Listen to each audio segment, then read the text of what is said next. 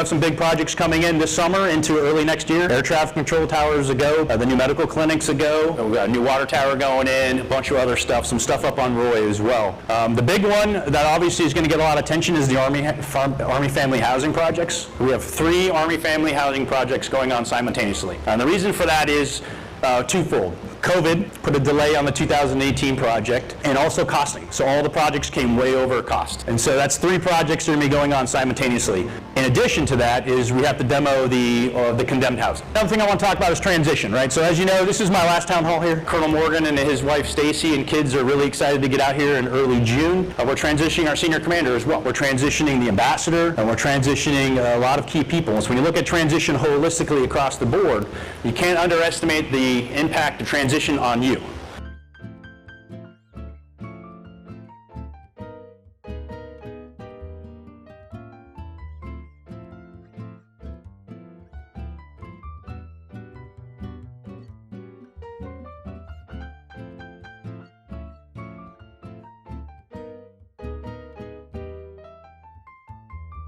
We have noticed that due to the weather, sometimes the buttons don't work properly. So we ask that you press them over and over again. For some reason, 480-222 worked, 911 did. We'll definitely check that out. Colonel Lynch and I are working on a project right now for emergency stanchions, just like you see at a college campus, to where we can put those at those key locations like in Long Beach. Big blue light, one button, you press it, it'll notify 911. You speak to the microphone, tell them what you got.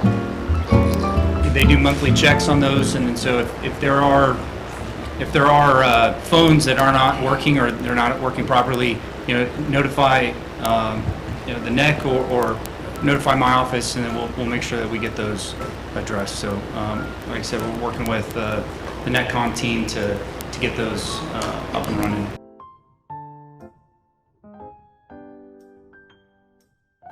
Just all garrisons across the Army have a responsibility to manage their Cat C revenue-generating facilities to try to break even. Just unlike other garrisons in the Army, there's not a pool of money in which we to draw from for NAF activities. Right? So the Army does not give me money to supplement our MW activities. It comes out of the contract. Right? And so what I have to do is make sure we're at least breaking even. There is no life cycle management plan for those boats.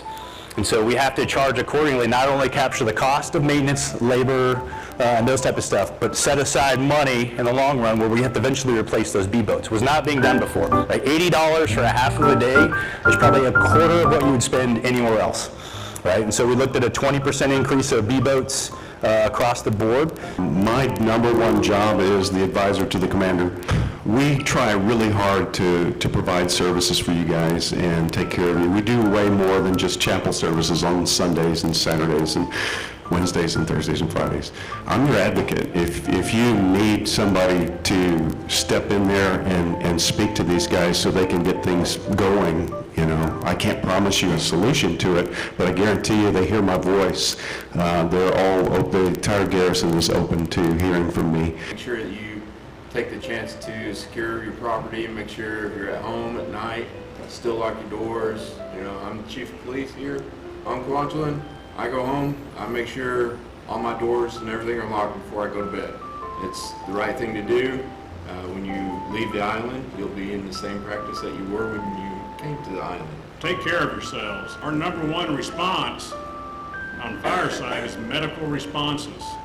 That's our highest number of emergencies that we run on. So please take care of yourself. Go out and get some exercise. Watch your drinking, right? Watch all that stuff because it causes problems. Things, I'm the task order manager for Vectors P2X coming soon. I just wanted to kind of play off what Chief said and just let everybody know as far as Vectors employees to, take care of your health and all that too. But schedule, medicals and go do what you need to do. That's very important. Just want to take the time to, like the Colonel said, this is probably going to be his last town hall.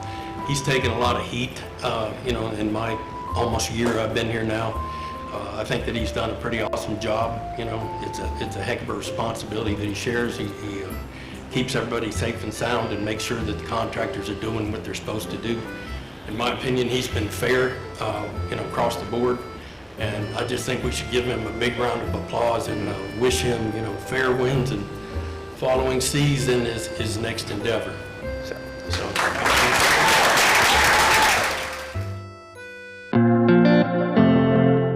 Memorial Day is soon yen oruk ragan kajaramane idoyon kwajalen ngan alare man in karero ragar kamale diake ko raido yeno ko retrieval ngan US Armed Forces ko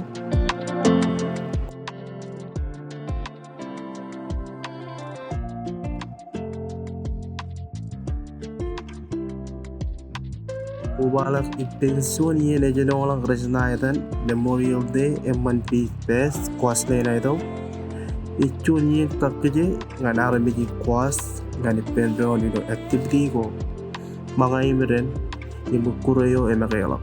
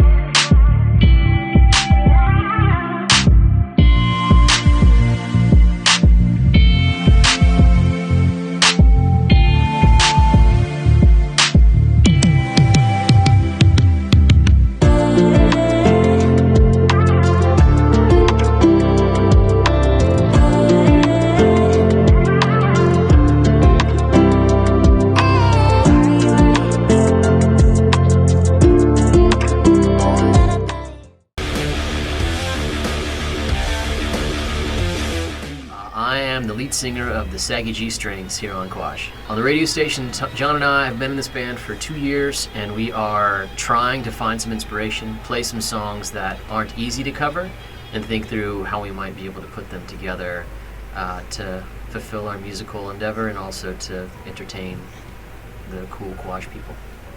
I've been listening to music since my parents told me I wouldn't get out of the car when I was 4 when Lionel Richie would come on the radio. So it's always been like a part of who I am, and in the 90s I would walk in 100-degree weather in Arizona just to buy a new CD. I haven't sung at all really until I got to Kwaj in the summer of 21, but outside of that I've been listening to it as long as I can remember. Don't Dream It's Over by Crowded House. I love that song. I like Pink and White by Frank Ocean. I like Pearl Jam is my favorite band of all time. You pick a Pearl Jam song, I am in from beginning to end. I like old Beatles songs. There's something about the Beatles that just blows my hair back. But go back even farther, like Robert Johnson, Lead Belly, Chuck Berry, like the original artists that inspired the folks that inspired music here. But probably my all-time favorite band right now is R.E.M. I can't stop listening to them from the 80s, 90s, and even beyond. Right now the summer is sort of a hiatus time for us. We gather the troops, folks leave off island to see family, and I get my vocal cords back into shape. And so we're hoping to do some sort of Kwajapalooza or some sort of festival here in the fall, and welcome artists to join us to play sets, even if it's just one person and a guitar, and have a little fun to kick off the school year / season. I appreciate people on Kwaj listening to me sing and us play, because I play with real musicians, people who've been to school for music, people who have played in bands before, and I literally show up and I'm like, okay, I'm gonna do the best I can. So I'm humbled by you guys wanting to listen to us play, and particularly me sing. So thank you. My role is I play the ukulele. Well, I like Jane's Addiction. One of my favorite artists of all time. Luciano Pavarotti, one of my favorite singers of all time. I do like Chopin, probably my favorite composer of all time, along with Giuseppe Verdi, operatic composer. I think is one of the best songwriters of all time. John Lennon, Paul McCartney, probably the best songwriting duo of all time.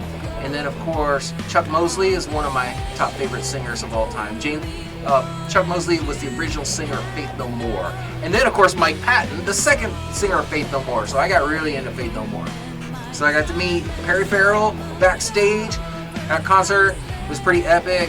He sang, and that was cool. He actually sang the entirety of Summertime Rolls, and then I got to meet Chuck Mosley and hang out with him for a while. Be kind to each other and learn ukulele.